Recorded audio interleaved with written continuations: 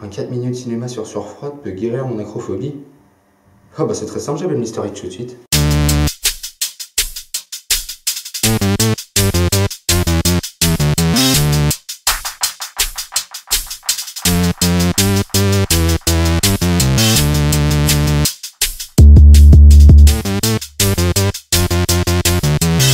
Yo, c'est Mr. H et aujourd'hui je vais vous parler d'un film que j'aime beaucoup, Surfroid ou Vertigo de son titre original. Alors oui, c'est un vieux film, mais c'est un chef-d'œuvre d'un grand réalisateur. Il faut pas oublier que le cinéma est un art, tout comme le rap, la poésie ou la peinture. Et dans l'art, on aime les chefs-d'œuvre. Bref, aujourd'hui classé parmi les meilleurs films de l'histoire du cinéma, Surfroid est un film d'Alfred Hitchcock, inspiré du roman D'entre les morts de Boileau-Narcejac. Certains vont me demander de quoi parle ce film. Eh bien Scotty, souffrant d'une peur du vide, vient de quitter la police suite à la mort d'un de ses collègues, lors d'une course-poursuite sur les toits de la ville. Une de ses anciennes connaissances, prétendant sa femme possédée, lui demande de la suivre.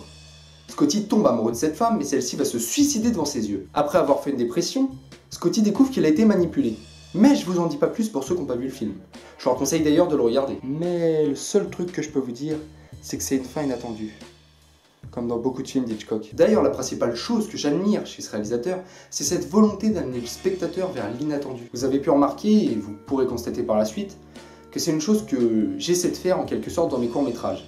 Je trouve vraiment ça cool et pour moi ça rend mieux quand il y a une vraie chute à la fin. Bon, passons à la suite. Les plans sont mis bout à bout sans transition, sauf pour changer de séquence et de scène. Là nous avons des fermetures au noir suivies d'ouvertures au noir et des fondus enchaînés. Lorsque Scotty suit la jeune femme, on peut remarquer l'utilisation de fondus enchaînés également pour symboliser le temps qui passe. À un moment du film, on peut voir un faux raccord. Sur le premier plan, la porte est ouverte, alors que sur le suivant, elle est fermée.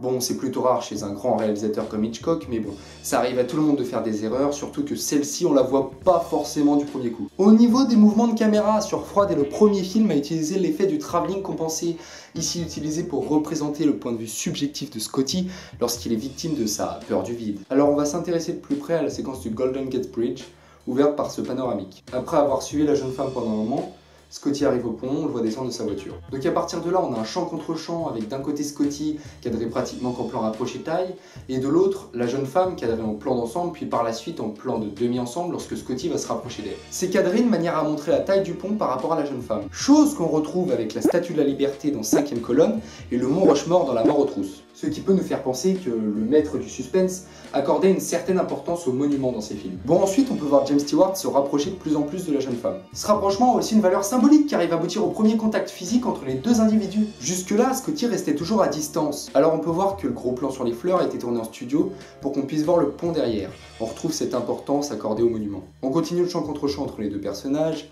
Puis la jeune femme se jette à l'eau, Scotty va la sauver, et voilà le premier contact physique. Le réalisateur amène l'émotion étape par étape, assez symboliquement. Lorsque plus tard ils finissent par s'embrasser, on peut voir le déchaînement des vagues s'intensifier en même temps que le désir de Scotty. Je vous le répète, je vous conseille de voir ce film si c'est pas fait. C'est toujours agréable de découvrir cette chute totalement inattendue dans les films d'Hitchcock. Sur ce, merci d'avoir regardé, n'hésitez pas à partager cette vidéo sur les réseaux sociaux, et moi je vous dis à la prochaine.